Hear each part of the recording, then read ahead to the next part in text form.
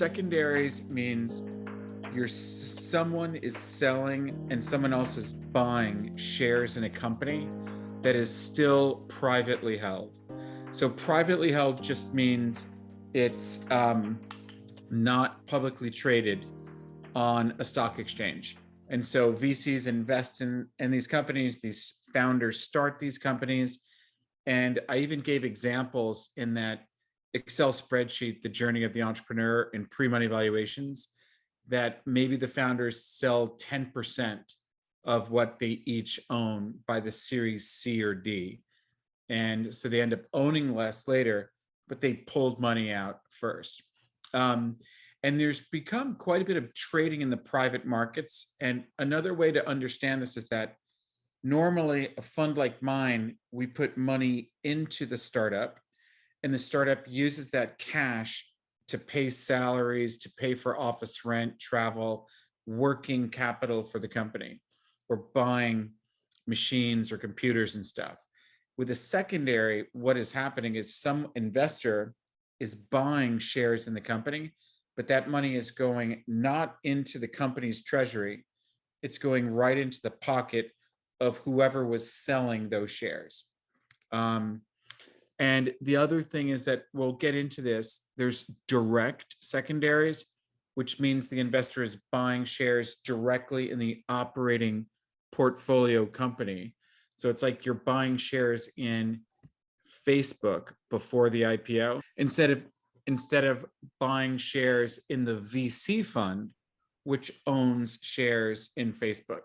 So actually, before the IPO of Facebook, Facebook was trading at such a high market capitalization valuation before the IPO that people were nervous of being LPs in Excel number 12, which was the biggest shareholder of Facebook. They were saying, you know what, I just want to sell some of my shares in this fund just in case this IPO comes out at a lower price than the last secondary.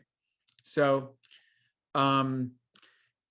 so that's primary versus secondary. So a primary is when you invest directly into the company and the startup takes that cash and uses it to build their business.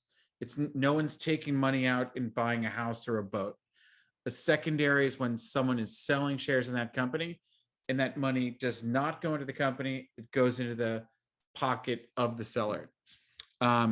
So secondaries used to be very taboo. There was this kind of collective opinion in the VC world that if Bill Gates is the CEO of Microsoft and he's selling shares that he owns in Microsoft before the company has IPO'd and gone public on the stock exchange, then they think, Bill Gates knows more about what's happening inside of Microsoft than we do.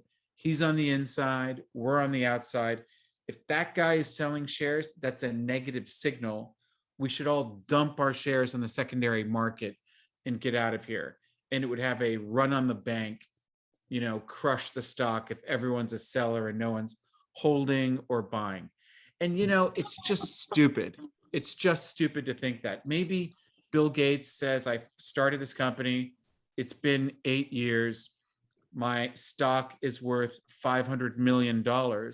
And yet I can't afford to send my kid to Chapman or something.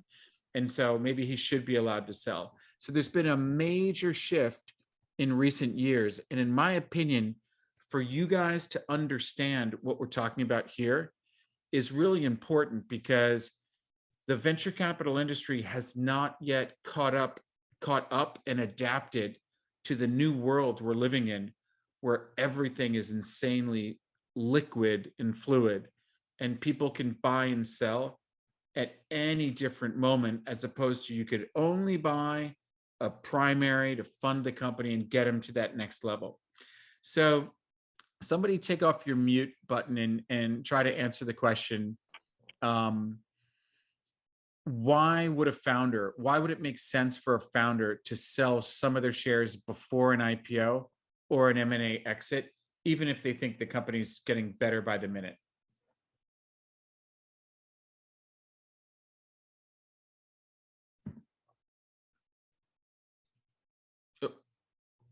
Can we get anybody to show up on this? All right. Well, listen, I'd love to get you guys to draw you into the conversation so it's not just me talking. I mean, look, a founder might sell some shares because they need money. And when the company raises capital, they don't want to spend on humongous $20 million salaries for people. They want as much of that money they've raised to go into the company to grow the business. So the simple answer is a founder might want to sell some shares because they want cash now, not waiting for heaven and the afterlife for their reward. And they might need money for paying for a divorce or paying for the kids to go to Chapman, give money to a charity, maybe make an angel investment into another company. I'd love it if somebody would answer this question. Why would an angel investor consider selling before the definitive liquidity event of an IPO or an M&A?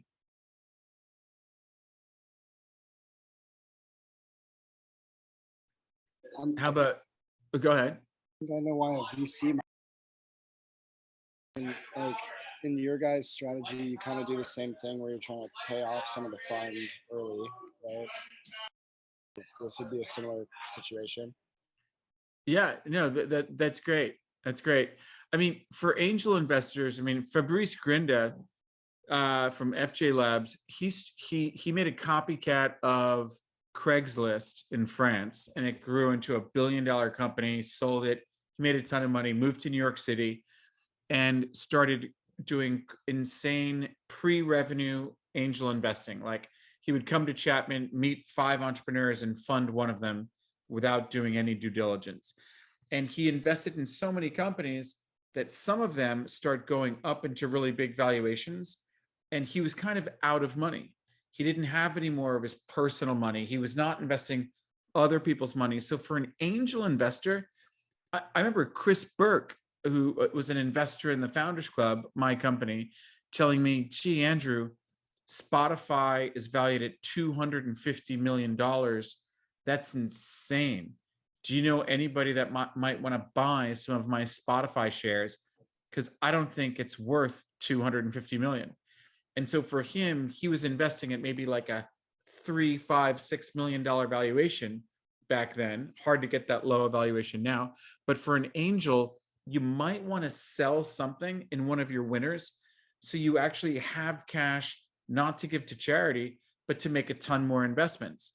Imagine you wrote a 100K check into 10 companies. So you've just invested $1 million. Now you're out of cash. Well, with one of them, you could sell 50% of your position, and then that might give you $5 million. So now you're back in the game making more angel investments. Most VCs don't do it. Most VCs have not really adapted their model to the secondary market. And so we see an opportunity there. So let's flip it over and somebody provide an answer to this one. Why would a VC or family office be buying shares on the secondary market of a late stage pre-IPO company?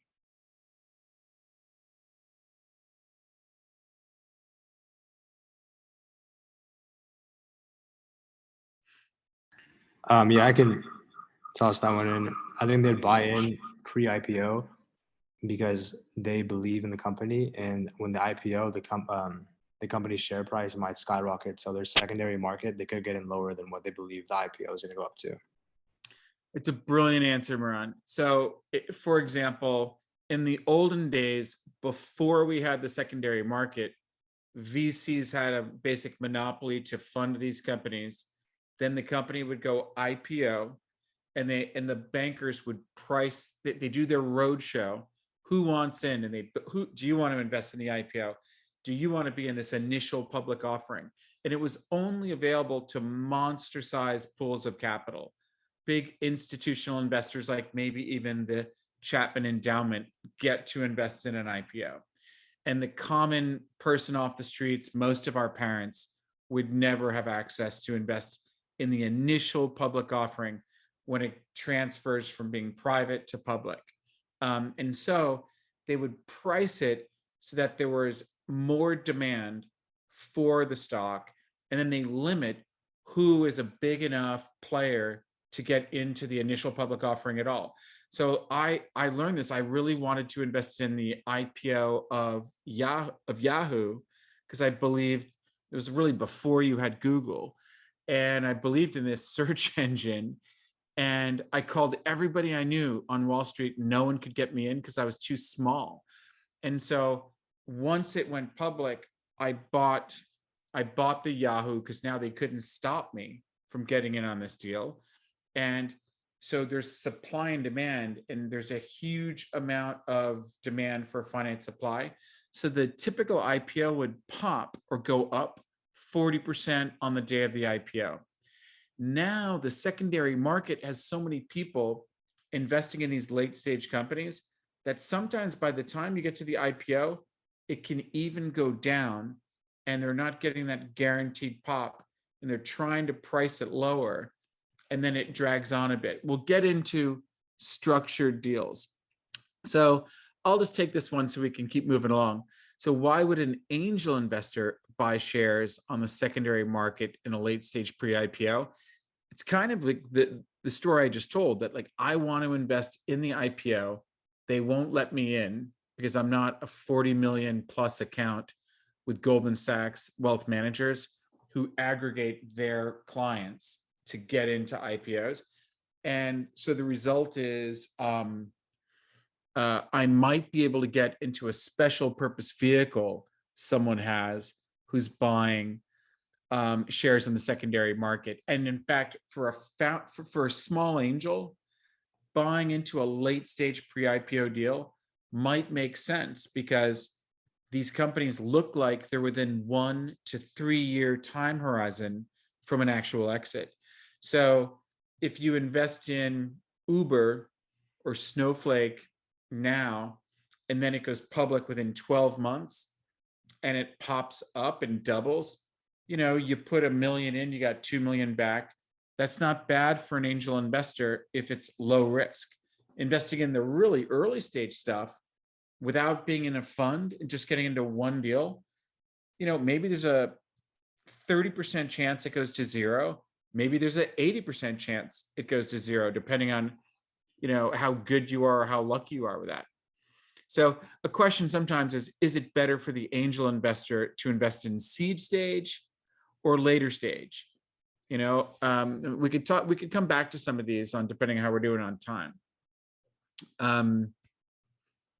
Okay, so direct secondaries versus the LP secondaries.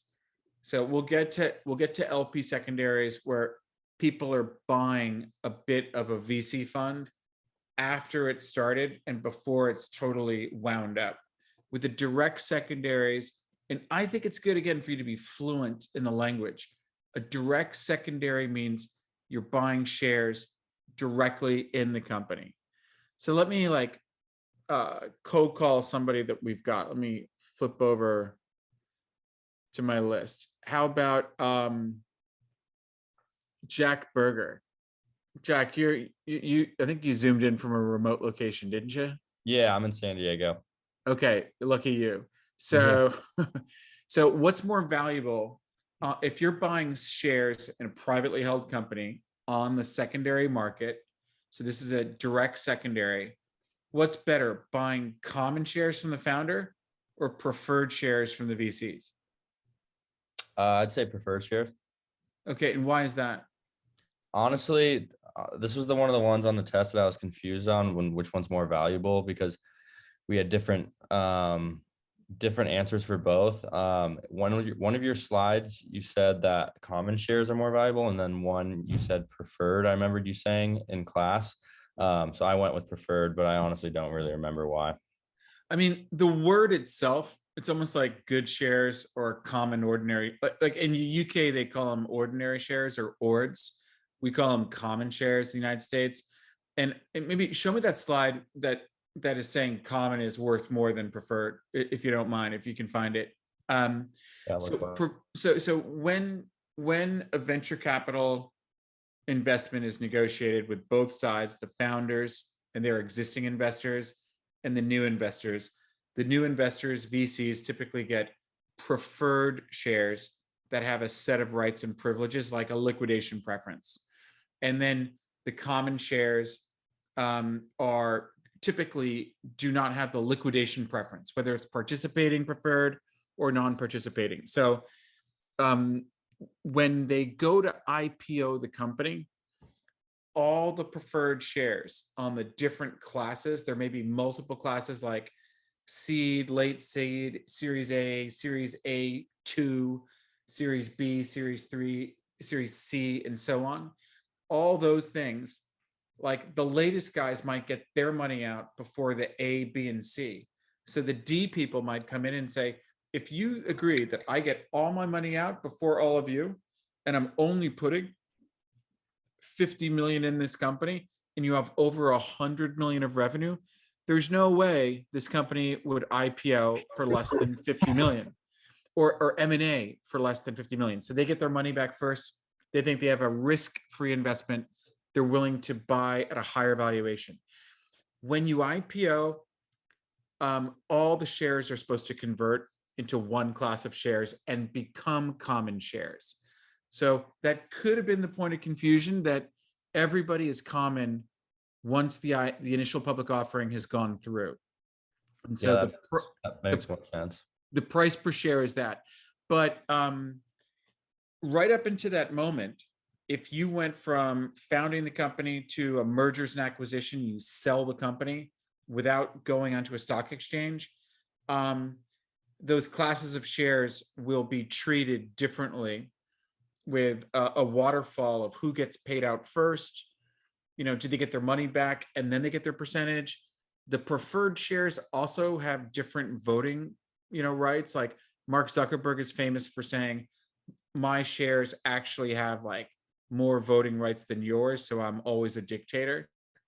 So he's was not giving up control or governance. But in general, common shares, as a rule of thumb, are valued on the secondary market about 20% less than the preferred shares. So some of you guys I know are working with real startups. If the founder wanted to sell 10% of his shares, they're typically not going to get the same pre-money valuation of a round that's closing at the same time. So if you're selling shares to the VCs at a 10 million, and so this could be a question on an exam, or maybe the exam was too rough, I don't know. But if we were selling shares to the VCs at a 10 million pre-money valuation, and it's agreed that someone, the VC or somebody else, wants to buy some of the founder shares, the founder selling common, which is the founder shares, would not get out at the same 10 million pre that the VCs got in. Typically, they would probably be selling shares at an 8 million pre, which is a 20% discount to the preferred. Now, I have a lot of experience with this, more than most people, and I could tell you my life story another time of why that is. But if the founder was your brother or your sister, and you brought me in to advise on this, I'd say, what are they offering you? And she says, well, she wants to sell 10% of her shares at the 10 million pre-money valuation. Or let's make it better. It's 100 million. So there is a secondary. So, but they're saying we're only going to give your sister an 80 million valuation on buying some of her shares. I would say, nah, I don't need to sell. Go ahead. And then they're like, oh, damn, we were hoping to get more of this company, because to be honest, we're willing to buy in even above a 10 million valuation. Or they're like shaking their heads, no way, it's common. I only want preferred. I'll take your common at an 80 million valuation, not 100. So what happens then is the round closes, and then they had a pre of 100. And if they raise 20 million, they have a post-money valuation of 120 million. The tank is filled with gas. They're ready to spend more money to generate more revenue. She can say, after the round is closed, who wants to buy my shares at what valuation are you willing to give me? And let people work up the price. Does anyone know what a ROFR is? This is this all caps ROFR. Okay, so pay attention because I'll probably put this on the exam somewhere. A ROFR stands for right of first refusal. And, I might have been one of the first people to make it a verb. Like, I don't want to ROFR you, or don't ROFR me. We've been ROFR'd. Let's not get ROFR'd. And so what this means is if we were helping this theoretical somebody's sister to sell some of her shares before the exit, to sell some shares now. So we're on the journey of, starting a company to, oh my God, I'm worth $50 million on paper. I want to sell some shares. And so what happens is she might agree as the founder to sell some of her shares for $5 million to someone on the outside who's never become a shareholder of the company so far. Then the preferred shareholders, one of the rights and privileges they typically have, and this is a great way for you to understand this thing, is they have a right of first refusal to buy the shares from the founder at the same price and terms as the outsider who's not a preferred shareholder. And so let's say this woman is the CEO and founder, and she's agreed to sell some of her shares for $5 million, which is pretty cool. She's worth 50 million, but has no money. Now she's worth 45 million owns of those shares, and she's getting 5 million cash now. And her existing VCs were only offering her 2 million or 3 million. And now she's negotiated with somebody else to buy those shares for 5 million, which might be a higher share price and pre-money valuation than the last preferred primary funding round. So what's happening here is that she got a better price, but she has to inform all of her preferred shareholders that they need to exercise their ROFR, their right of first refusal, and buy the shares from her, or they have to waive their ROFR. And it's written in these early documents where like the Roger Royces of the world play an incredible important role, because they're kind of saying yes and no and setting the tone. But the truth is Roger is part of a market. He's not a dictator. And so what actually ends up happening is that seller wants to sell.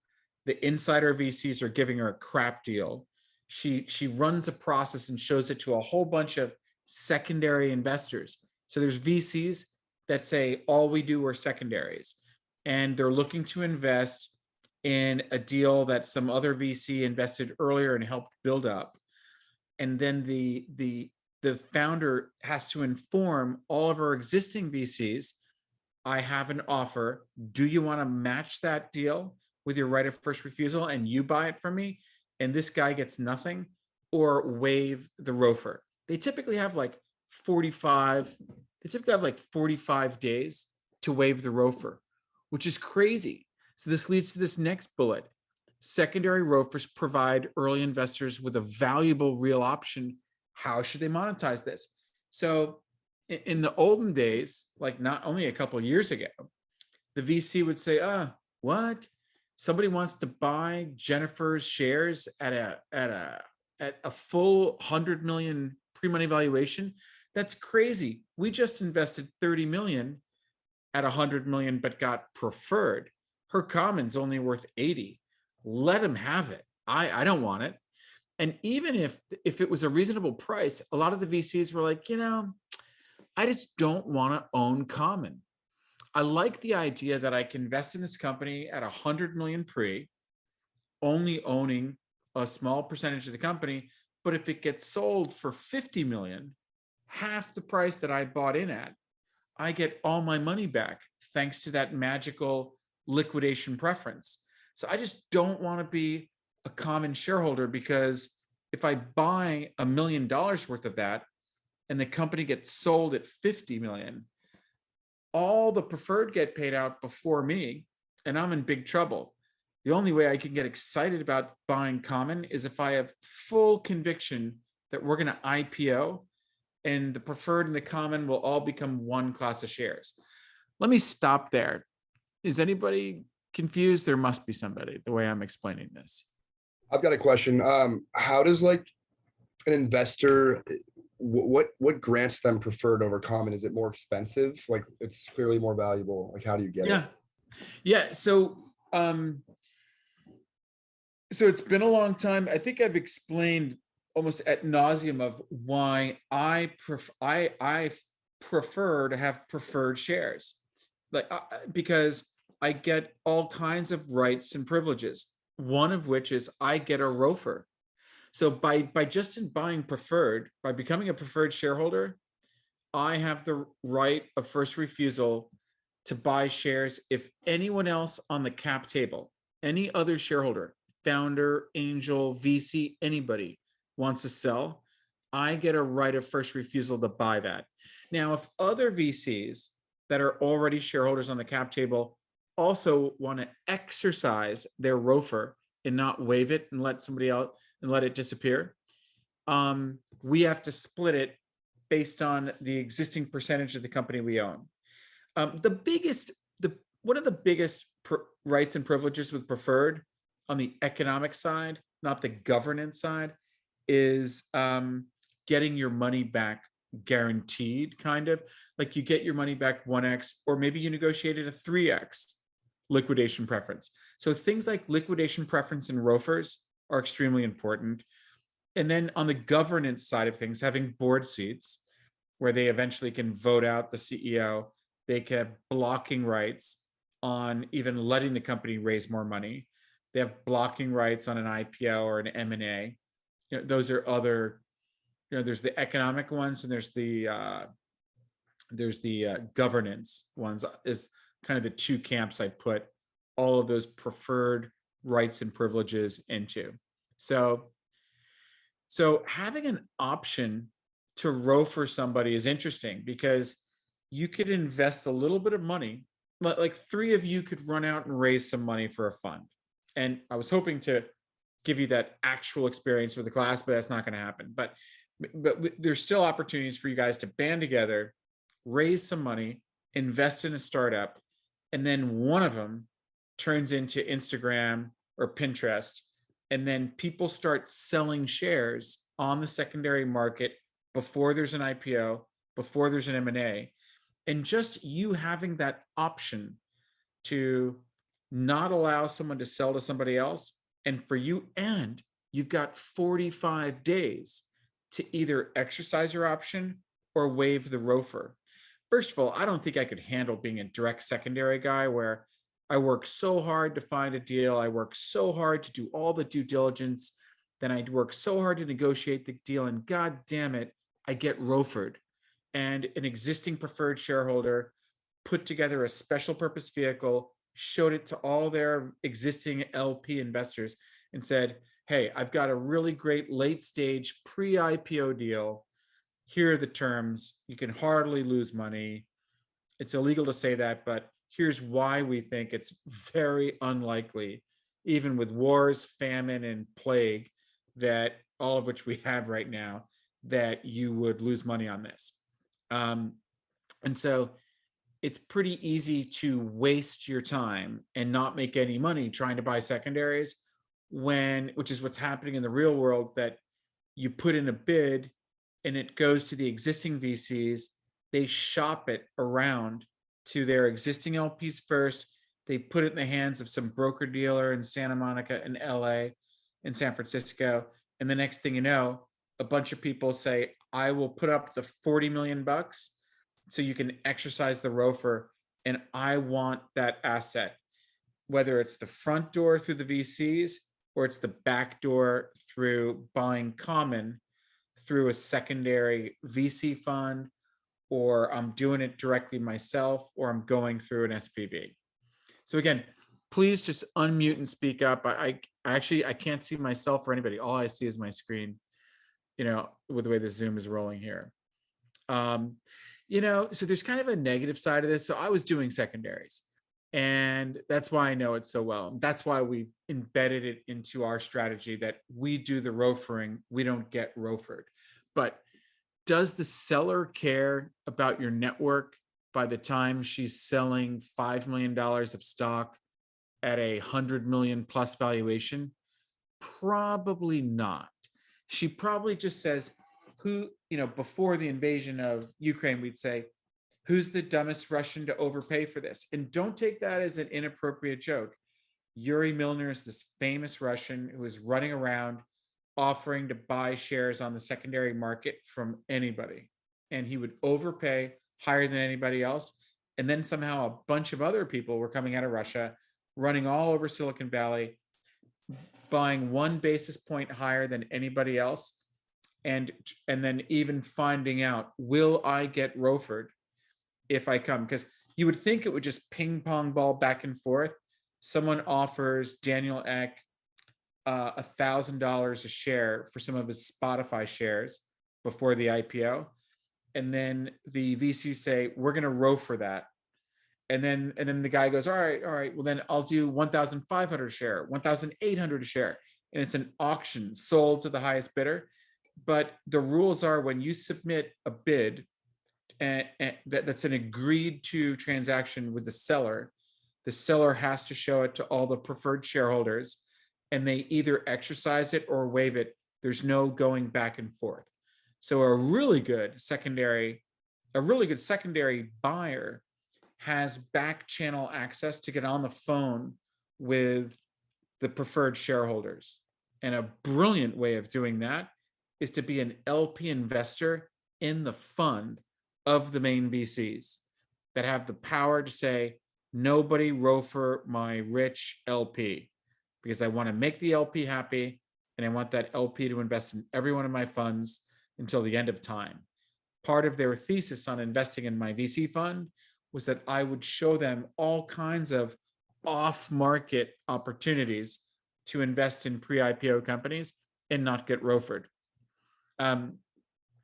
So do you guys, have you ever heard of the term a stalking horse? No. Okay, so a stalking horse in this world that we're talking about is, how are we doing for time? It is 7, 8, 9. Okay, so a stalking horse is when someone's being used to set the price to get ROFR'd and kicked aside, and then the deal happens. So someone like me might invest in a startup, and then someone does a ton of work as a secondary outsider to represent the seller as an investment banker and offer this secondary investment opportunity to tons of people in the market that we know invest in secondaries. And then the price gets set and it's basically sold to the highest bidder. Then that offer gets distributed to all the preferred shareholders, and somebody who's an existing shareholder says, thank you for setting the price. You are nothing but a stalking horse. But the negative side of this is, and I've seen it many times, is that you have people that say, oh, Andrew, I see you're really good friends with Brian Cohen, the chairman of New York Angels, and he's now got his own fund, New York Venture Partners. And could you ask him if he or anybody he knows wants to sell some Pinterest shares? Because he's the first big investor in Pinterest. And then Brian, who is a good friend of mine, runs around and says, hey, good friend of mine, Andrew, says he's got a guy who wants to buy $50 million of Pinterest. And if that transaction goes through, they might have an appetite to buy another 150 million. So, but we need to get at least 50 million together to do this. And so he goes through a lot of effort to find sellers that are willing to sell on the secondary market. And then I go, okay, it's real. I know this is real. And I show it to this person I don't know that well. And they say, okay, who's selling? How much is common? How much is preferred? I'm going to price it out differently, blah, blah, blah. All this time is being wasted.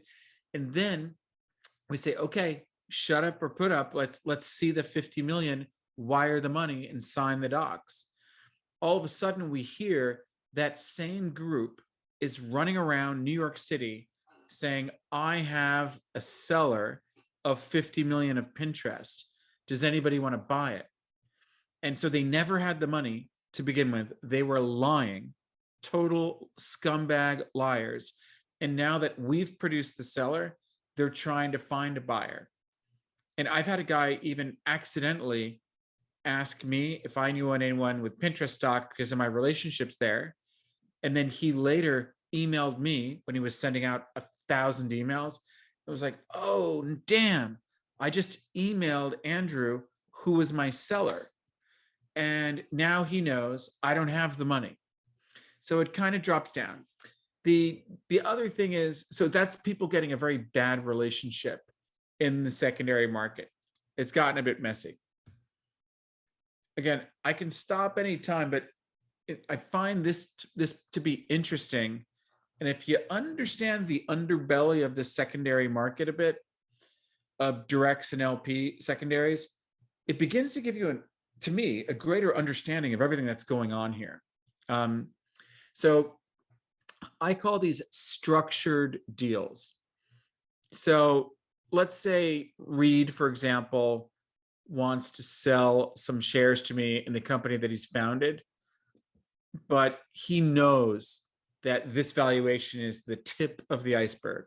So the founder CEO who's on the inside, it's like you're Joe Lonsdale as the CEO of Palantir, and you're saying, buying Palantir shares at a $5 billion valuation is like an insult to me, because I believe we're going to get to 50 and 70 and 100 billion. This is an unstoppable company.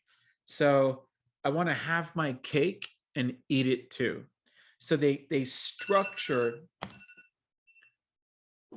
I'll wrap this up real fast, then we'll take our break. So they structure that like me, Joe Lonsdale, CEO of Palantir, will sell you $10 million worth of my stock at a, let's just say, $100 million valuation. And if you get your money back as the buyer, 2x. So you put in, what are we saying? Let's just say you get $1 million, you buy $1 million of stock. So I get $1 million cash. And then if you ever make more than a 2x, then everything above the $200 million valuation is 50-50 split. So I basically get a million in my pocket and I'm happy. And then as long as we more than double the price, so the buyer got a 2x return, I get 50% of the shares that I just sold. So it's like you sold your house in Malibu for $10 million. And if years later, like 10 years later, the house sells for 50 million, then of the 40 million profit, you, the seller, get half of it and you get 20 million back. So I get my money now and I get my money later if I believe it's really going to happen. So I hope you understand that. Sometimes it gets a lot more complicated. Like they say, all right, I'll buy the shares from you at this really high valuation that's higher than it should be, with the knowledge that if I make more than a 2x, because we can grow into that valuation over time, that I will then pay you the entire million. So I'm buying $1 million of stock from you now. So I give you $1 million, you get $1 million. Then after I get 2 million back, you get the next $1 million. And then after you got the next $1 million, then I get 70% and you get 30%, or you get 70, I get 30. The bottom line is that these structured deals are so complicated that nobody knows 100% sure, other than the lawyers, what they even agreed to. And what they show on the ROFR'd thing was kind of the whole deal, but not everyone really understood it. They're like, hey man, this is too complicated. I'm from the, I'm not from where you're from. I don't like this. And so it doesn't get ROFR'd. And the press is now saying a big guy just invested $300 million at this valuation. And so Uber is valued at this, but not really. It's actually obfuscating the true value of the deal because of all this structured stuff. How do you think secondaries are impacting the timing of an exit? If founders and investors are selling shares earlier, does that mean they want to sell the company in M&A or IPO the company sooner or later? Probably later, right? Because they're trying to get cash to like grow or make some more moves before they want IPO. Dan, I think you're spot on right. It's very smart. I mean, someone else, how do you think you would, if you were the CEO of a company and you never were able to do a secondary because it was very taboo, like the whole Bill Gates is selling, we should all sell.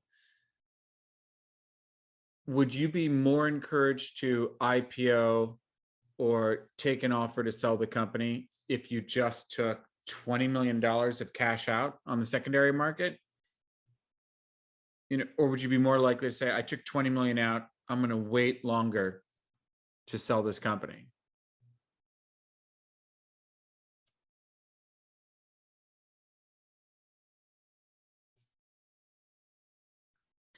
All right, so the clear answer is that the definitive liquidity event or exit for the company is more likely to not happen tomorrow if the founder just sold a boatload of shares yesterday. So that means it's going to take you longer to get your money out of the company if you are a VC. And the next question is, what is the impact of what's of the actual value of the exit? Is the exit going up, or is this value going up, or is it going down? And I think I'm gonna just start cold calling people here. Will Miller. Is Will Miller here? Okay. How about Quinn Mitchell? Yeah, I'm here. Can you just repeat the question one more time? Of course.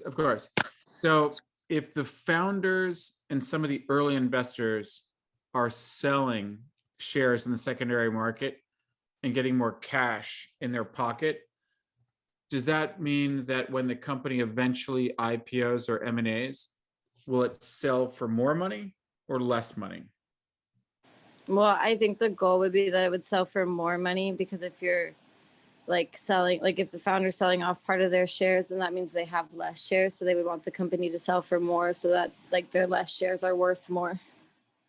Okay, that's some decent logic. I can buy into that. I would agree with you that the end exit will be bigger. Like, for example, Israeli startups, great startup ecosystem. I've been there many times. They often are accused of selling the company too early, that someone comes along and says, I'll buy the company for 150 million or 250 million. And the founders are dying to get that money, and their investors are dying to get their fund returned so they can raise more money for their next fund.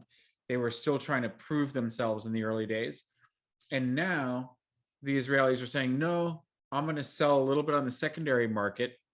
And now I can afford to secure my family, buy a beach house, buy a ski house, buy a nice apartment. I'm going to go raise more money for this company and go through like 3 or 4 more VC funding rounds so that I'll raise so much money that I can build the value to a ton. I'll even convert that to common by IPOing to get rid of the liquidation stack and become a publicly traded company. And so if that Israeli becomes a publicly traded company, she's going to start buying other companies rather than being sold. So you see a transition in the economy, in the makeup of that, the fabric of, who are the largest companies in that country. it used to be we have all American masters and we get sold to the American companies who are on the stock exchange that can use their stock to become a consolidator and and then buy up all these other companies. Now with the secondary market, it's encouraging a new breed of founders to say, I can secure my family with $20 million, not so bad. I can even borrow money like Elon Musk against my stock and pay no income tax on that or capital gains tax on that and wait a few more years and IPO this thing. And some people, frankly, enjoy being CEO. It's like, Putin wanted money. Now he's just sick with power. And they like the power of, I run the show. No one can tell me what to do. The company's doing really well. So the timing is pushing out further, but the value is probably going up. And yet there's sometimes a risk that the value is higher than it should be. So now nobody can buy the company. It's hard to sell the company. And your only path to exit is an IPO. And then the market has a correction. And that generally punishes the late stage investors, but the early stage investors are still making a killing. So I love the whole getting deep into secondaries because it helps you understand the whole picture. It gives you a total view of the world's capital markets in my mind. So how do you guys think secondaries are impacting the performance of a VC fund trying to make a financial return for their investors? Do you think it's making it worse or do you think it's making it better? And wait, so Quinn gave that last answer. How about Jack Morissette?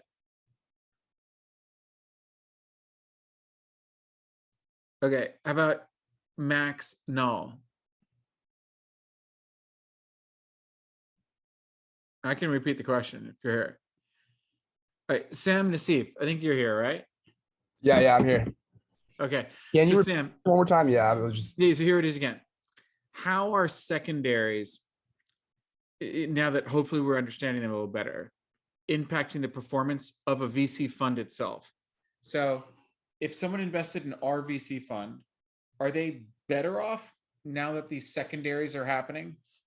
Like founders are selling early, maybe we're selling early. It takes longer to get to an exit, but the exit hopefully is bigger. I mean, no, I would not say they're better off. Because and why is that? Like you just said, founders and people within the company are selling off, and also it takes longer to get to that exit, which I mean might be bigger, but don't they want to be exiting faster rather than longer? Well, so a lot of people in the industry are taking different views of it, and in my opinion, if you're never selling early and it takes longer to get to an exit, that's bad. If you're trying to raise money, and I have to work hard to raise money, if you work for a fund that's been around for 40 years and everyone's trying to re-up and invest in your fund, and you can talk about Google and Yahoo as your track record, for them, it's probably better because they're in no rush to return the fund because it's the same people. They're returning money from 10 years ago now. And so if they have to wait longer on the new investments, but the exits are bigger, because the companies didn't take the first offer to sell. They kept raising money and being a bigger monster. So when they invested early, it's good and bad. But here's the thing. This little debate of was it better or worse really brings us to a true understanding of all these different things. So these kind of things, if now that we're doing tests, should be on a test, and you should be able to think about them and explain them. So there was an argument that if on average, the companies that we invest in are sold for a higher dollar amount, then the fund is doing better. But if it takes longer to get to that exit, well, that's not so good. And it gets to a point of understanding yourself as an LP investor in a fund, what kind of LP am I? Do I want to, get a bigger cash on cash return? So if I put 10 million in the fund, am I happier with 20 million paid back to me in 1 year, or 100 million paid back to me in 5 years? So is this sinking in a bit? Can anyone explain what IRR is?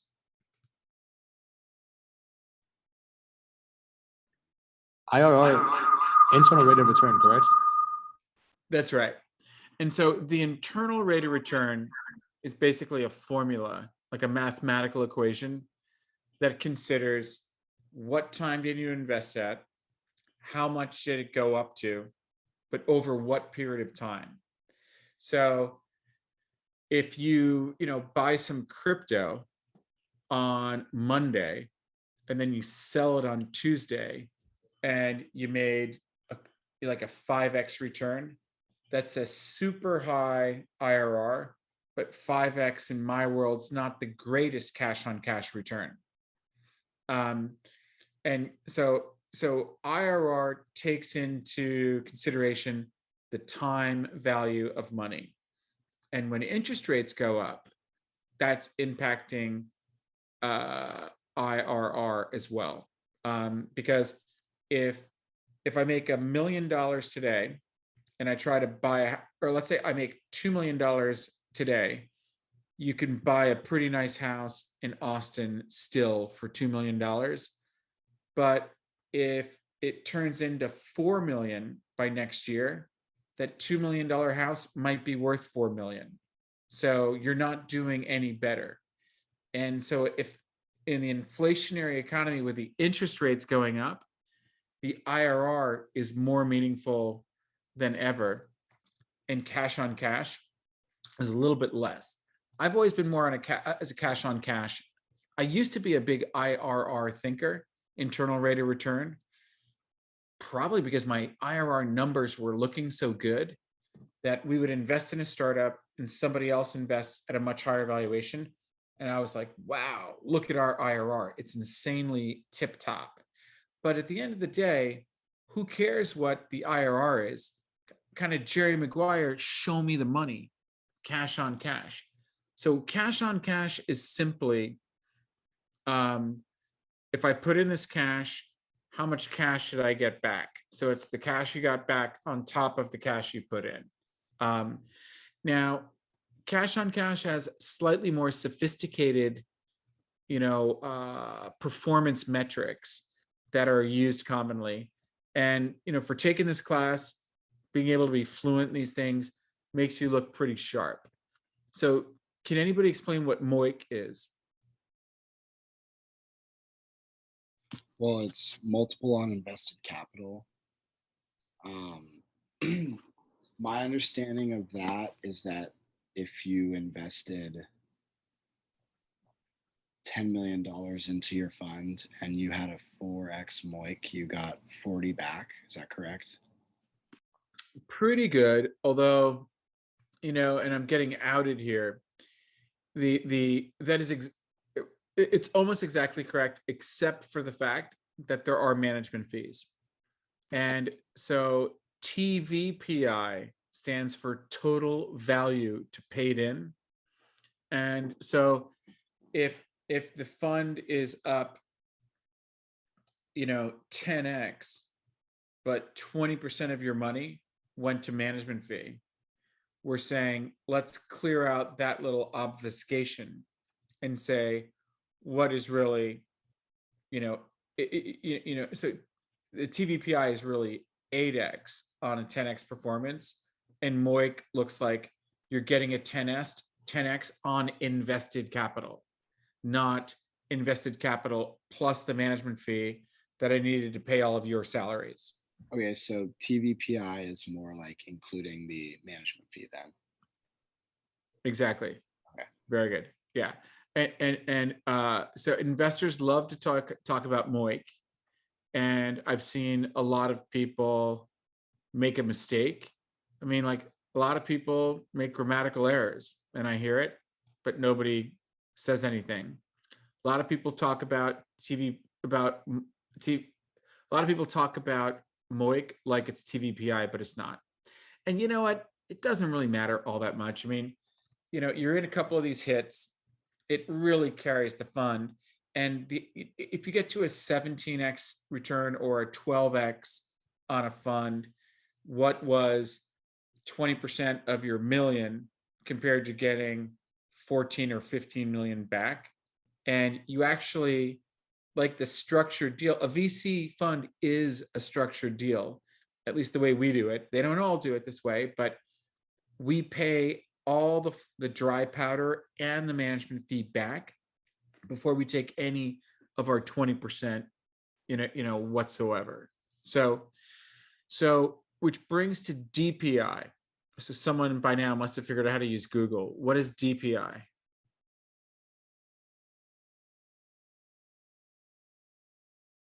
Okay, it's distributions to paid in.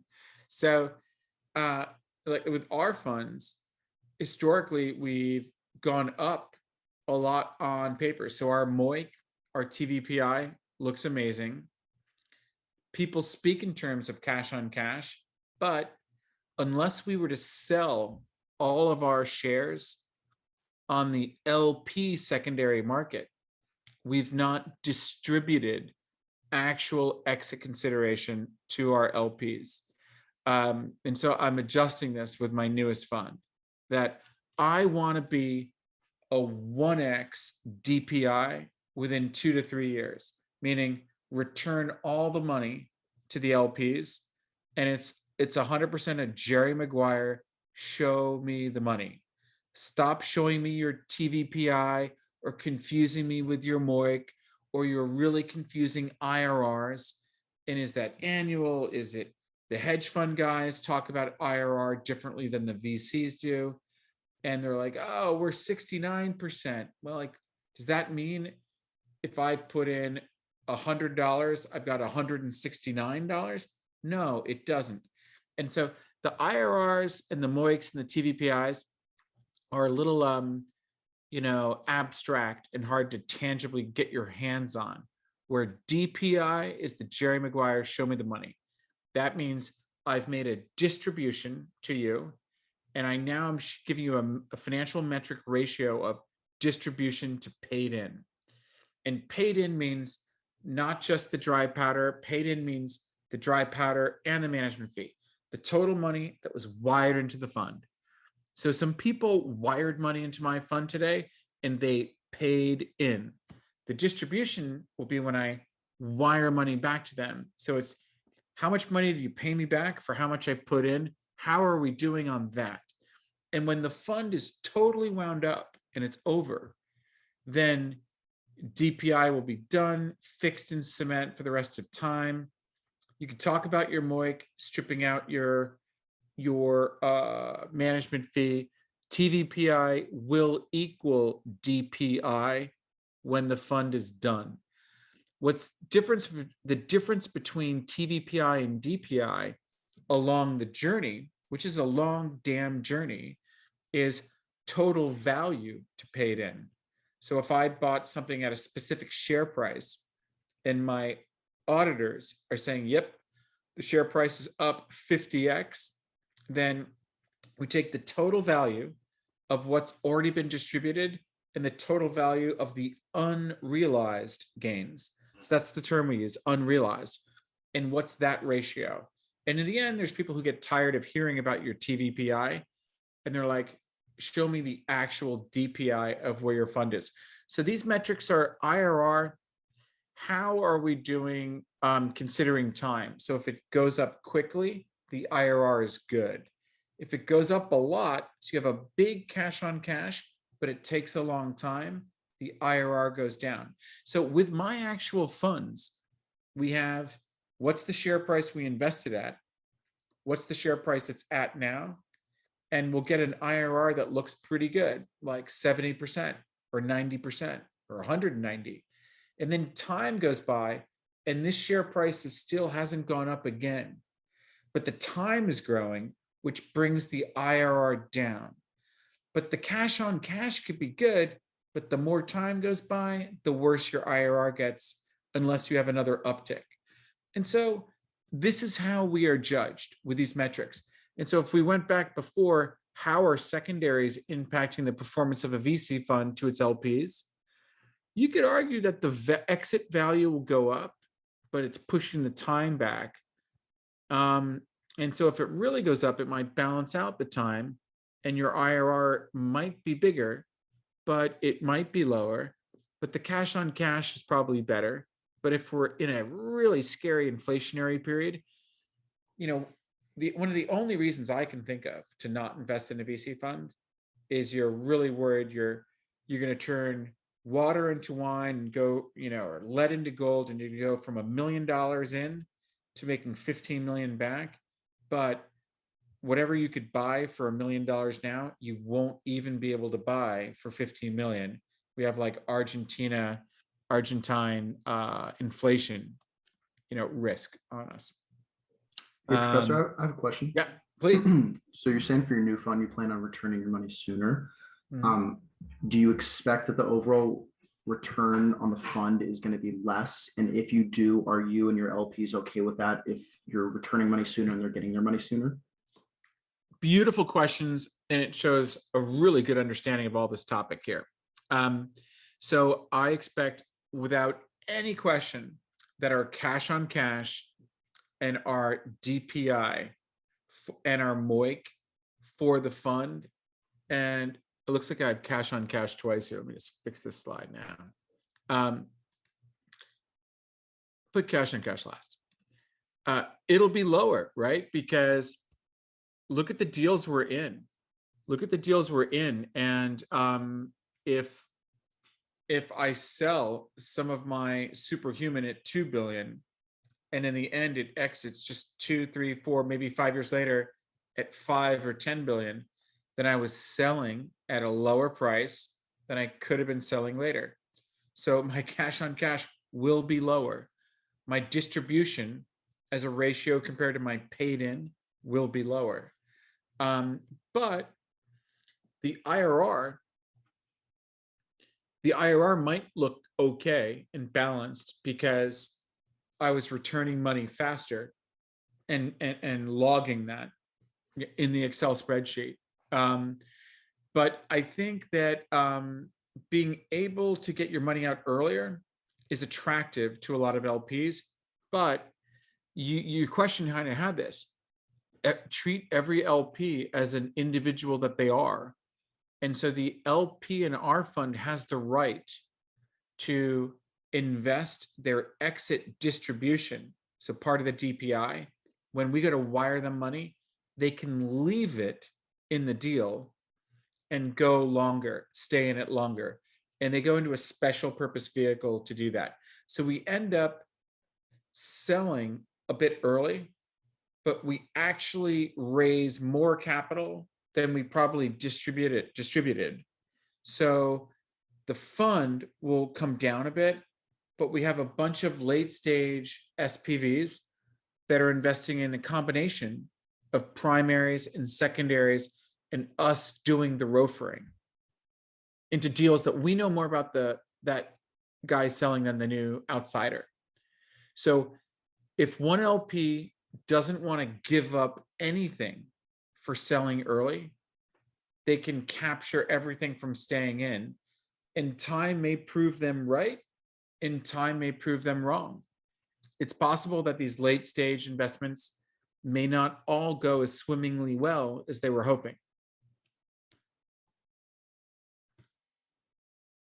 Awesome. Thank you. Okay, so LP secondaries. This is, I think, our last topic for the night, and we're just coming in on time.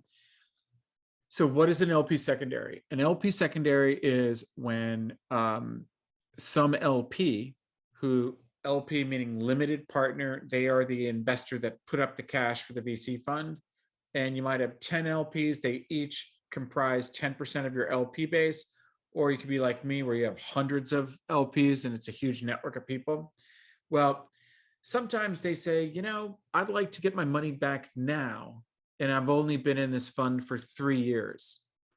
And the general partner, which is me, says, dude, this is not a liquid hedge fund. You can't just redeem and get your money out. You're stuck with me for the next God knows number of years.